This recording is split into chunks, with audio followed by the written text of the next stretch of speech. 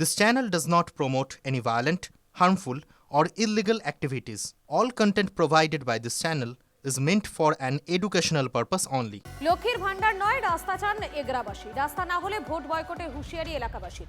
এগরার পুরুষোত্তমপুর থেকে তেলামি বাজার পর্যন্ত প্রায় 2.5 কিলোমিটার রাস্তার কঙ্কালসার দশা।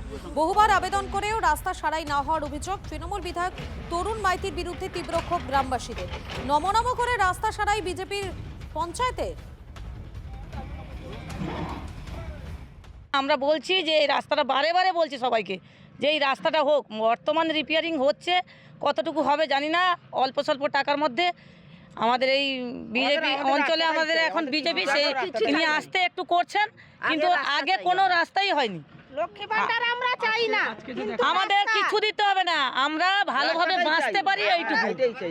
মোটামুটি আমরা রাস্তা আমাদের করে দিতে হবে, কারণ আমরা যে ভোট দিই, আমরা যে এই দেশের নাগরিক, আমরা একটু হাঁটতে পারি, এইটুকু আমাদের ব্যবস্থা করা হোক। মানে এরকম কোনো সরকার, রাজ্য সরকার চালাচ্ছে এরকম যে এমএলএ এমপি মানে জিতে যাচ্ছে, 15 বছর এখানে টিএমসি এমএলএ থাকছে, কিন্তু কোনো রাস্তা যে হয়েছে এক বিন্দু কাজ করেনি।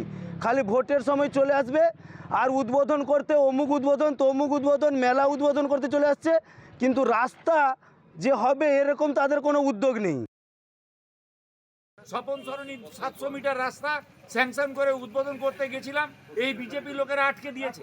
আজকে তারা নাটক করছে যে রাস্তা রিপেয়ার করতে গেছেন, সে রাস্তা আমরা অলরেডি বিভিন্নভাবে চেষ্টা করেছি। নিশ্চিতভাবে 2-1 মাসের মধ্যে আমরা সেটা স্যাংশন করাবো, আর সেটা স্যাংশন করাবো, স্যাংশন হবে, এটা জেনেই তারা আজকে নাটক করতে গেছে। যে রাস্তাগুলো আমরা স্যাংশন করেছি সেই রাস্তায় তারা টায়ার জ্বালিয়ে আন্দোলন করেছেন, যাতে করে তারা প্রমাণ করতে পারেন সে রাস্তা তারা নির্মাণ করছেন। 2 কিলোমিটার রাস্তা সেটাকে কম করে 500 মিটার করে রাস্তা দিয়ে সেটাকে মেকআপ করার চেষ্টা করছে। কারণ ভোট আসছে, মানুষের ব্রেন ওয়াশ করতে হবে, মানুষের আই ওয়াশ করতে হবে, দেখাতে হবে যে তৃণমূল উন্নতি করছে। কারণ মমতা বন্দ্যোপাধ্যায় এবং এই এগরা বিধানসভার যিনি বিধায়ক, তিনি প্রকৃতপক্ষে মানুষের জন্য বা মানুষের সেবা করার উদ্দেশ্যে তিনি আসেননি। তার প্রকৃত উদ্দেশ্য হচ্ছে এখান থেকে কারমানি নিয়ে নিজের সংসার চালানো।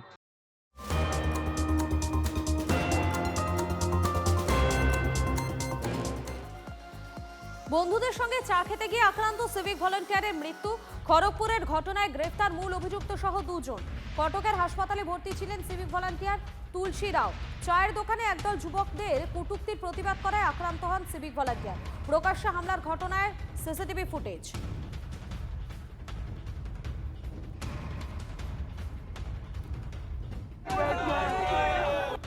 এই উদয় ছেলেটি একটি সিভিক ভলেন্টিয়ার, এবং এই সিভিক ভলেন্টিয়ারকে মালগুদামের ওখানে কতগুলো অ্যান্টি সোশ্যাল ক্রিমিনাল, সমাজ বিরোধী, তারা পিটিয়েছে। আমি অনুরোধ করব প্রশাসনের কাছে যে আজ প্রশাসনেরই একজন লোক সিভিক ভলেন্টিয়ার, তারই নিরাপত্তা নেই, মানুষ কিন্তু অসহায় হয়ে দাঁড়াবে। আমি অনুরোধ করব প্রশাসনকে, যতগুলো ক্রিমিনাল অ্যান্টি সোশ্যাল এই উদয়কে পিটিয়েছিল প্রত্যেকটাকে অ্যারেস্ট করা দরকার এবং শাস্তি দেওয়া দরকার। খড়গপুরে প্রতিবাদী সিভিক ভলান্টিয়ারের মৃত্যু ঘটনায় তৃণমূলকে জুড়ে পুলিশকে হুঁশিয়ারি শুভেন্দু অধিকারী। তৃণমূল কাউন্সিলরের অনুগামীদের দিকে আঙুল তুলেছেন বিরোধী দলনেতা। 31 তারিখের মধ্যে পুলিশ ব্যবস্থা না নিলে থানায় বিক্ষোভ হবে, ডেডলাইন বেঁধে পুলিশকে হুঁশিয়ারি শুভেন্দু। পশ্চিমবঙ্গে কোনো মা বোন দিদি কন্যা এবং কোনো হিন্দু সুরক্ষিত নয়, কোনো আদিবাসী সুরক্ষিত নয়। যদি বিশেষ সম্প্রদায়ের কেউ খুনি হন আর তিনি যদি শাসক ঘনিষ্ঠ হন, তাহলে তার 7 খুন মাপ। ফিদা হোসেন তৃণমূল কাউন্সিলর, তার বাহিনী যেহেতু করেছে তাই গ্রেপ্তারও হবে না, এ লজ্জা রাখার জায়গা নেই। আমরা হিন্দু সমাজ, এই হিন্দু পরিবারের পাশে থাকবো খুনিদের ফাঁসিতে ঝোলানো না পর্যন্ত। একদম খুব পরিষ্কার কথা, 31 তারিখের মধ্যে যদি পুলিশ অ্যাকশন না নেয়, স্থানীয় স্তরে কালকে থানায় বিক্ষোভ হবে, ধ্বজ নিয়ে বিক্ষোভ হবে। 1 তারিখ থেকে আমি নিজে মাঠে নামব।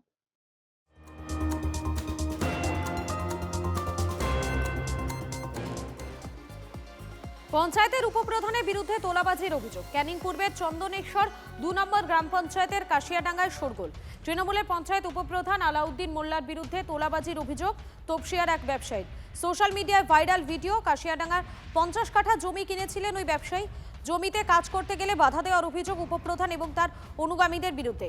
কাজ চালু করার জন্য ব্যবসায়ীর কাছে 7 লক্ষ টাকার চাওয়ার অভিযোগ উপপ্রধানের বিরুদ্ধে, 5,30,000 টাকা নেওয়ার অভিযোগ। পুলিশের বিরুদ্ধে উদাসীনতার অভিযোগ ব্যবসায়ীর। আলাউদ্দিন সাহেবদের যার নামে অভিযোগ আছে, উনি কি একা নেবেন? ওনার সাহস আছে? একা নিতে গিয়েছিল ভগবানপুরের এক নেতা, কিছু একা না, কিছু টাকা কেটে রেখেছিল, অফিসে ডেকে মার খাইয়ে আবার এসে ছাড়িয়েছে তৃণমূলের। আমি নাম বলছি না, আমি কাউকে অপমান করতে চাই না। একা সব খেয়ে নেয়নি, কিছু অংশ তুলে সাইড করে রেখেছিল। সেটার জন্য অফিসে ডেকে আগে অন্য ছেলেদের দিয়ে মার খাইয়ে তারপরে এসে আবার ছাড়াচ্ছেন শওকত সাহেব, এটা শুনেছিলাম। তো আলাউদ্দিন সাহেবের ক্ষমতা আছে একা যা তুলেছে হজম করার মেশিন শওকত মোল্লা সাহেবের কাছে আছে। আলাউদ্দিন সাহেব তুলতে পারে, হজম করার মেশিনটা শওকত সাহেবের কাছে। ঘটনাটি ঘটেছে ভাঙড়ে, সেটা অত্যন্ত দুর্ভাগ্যজনক ব্যাপার। এই রাজ্যে কোনো শিল্পপতি, কোনো ব্যবসায়ী সুরক্ষিত নয়। আর যাকে তোলাতুলতে দেখা যাচ্ছে তিনি হলেন ক্যানিং পূর্বের বিধায়ক শওকত মোল্লার চামচা। আর যারাই শওকত মোল্লার চামচা তাদের ত্রিসীমানায় যাওয়ার কোনো ক্ষমতাই নেই পুলিশের, কারণ স্বয়ং এই রাজ্যের পুলিশ মন্ত্রী ক্যানিং পূর্বের বিধায়ক শওকত মোল্লাকে দেখে ভয় করেন। ইউক্রেনের শান্তি চুক্তি শীঘ্রই। ফ্লোরিডায় জেলেনস্কির সঙ্গে বৈঠকের পর বার্তা ট্রাম্পের।